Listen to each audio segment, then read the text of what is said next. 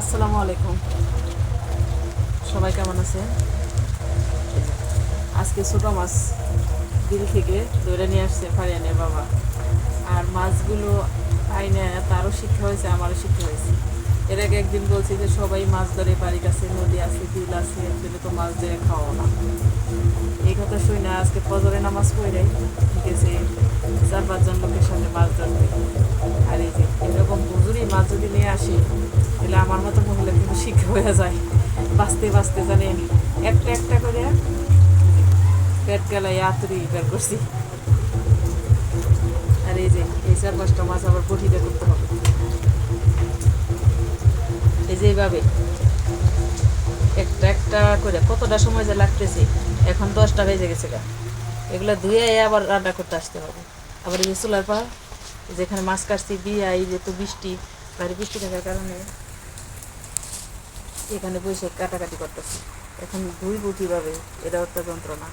বাইরে তো বৃষ্টি হইতেছে, বৃষ্টি না কমা পর্যন্ত আর এগুলো নিয়ে ধুইবার দিলে আমি একবারে ভিজাই যাব। আবার কয়েকটা শাপলাও নিয়ে আসছি, শাপলাগুলো ধুয়ে রেখে আসছি, ওই সিঁড়ির উপরে রেখে দিচ্ছি। আর দাঁড়া শাক কাটছি, দাঁড়া কাটছি, দাঁড়াটা ডাল দিয়ে রান্না করব। আর এই মাছগুলো বেশি করে পেঁয়াজ আর কাঁচামরিচ থেকে একটু ঝুরি ঝুরি করে ভাজি করবো।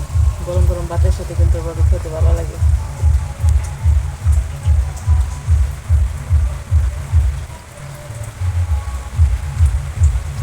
একটা না 3-4 দিন বৃষ্টি থাকলে এমনি কিন্তু ভালো লাগে না, অস্বস্তি লাগে।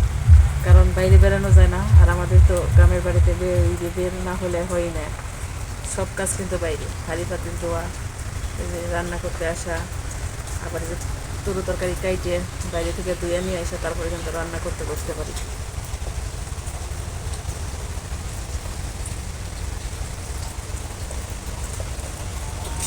আর এই যে কতগুলো যে শামুক আজকে বের করছি এই মাছ থেকে।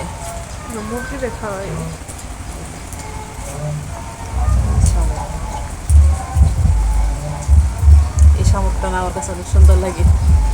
আর চিংড়ি মাছ আনলে, যে ছোটো চিংড়ি মাছ, দেশি যে চিংড়ি মাছগুলো নদী থেকে ধরে আনার পর ওই মাছ কিনে আনলে ওগুলোর মধ্যে যে শামুক থাকে না, অনেক সুন্দর। আমার কাছে খুব ভালো লাগে, তো মানে মুচড়ানো মুচড়ানো।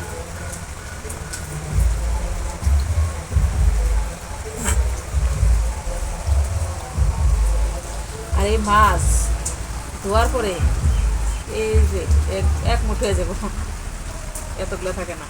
খাইতে মজা ছোটো মাছ, কিন্তু কাটাকাটি করে প্রসেসিং করতে অনেকটা টাইম, আর আমার কাছে ডিফিকাল্টও মনে হয়। খাইতে গেলে আর এতটা ডিফিকাল্ট লাগে না, খাইতে গেলে মনে হয় ইয়াম্মি আর অনেক বেশি ডেলিসিয়াস।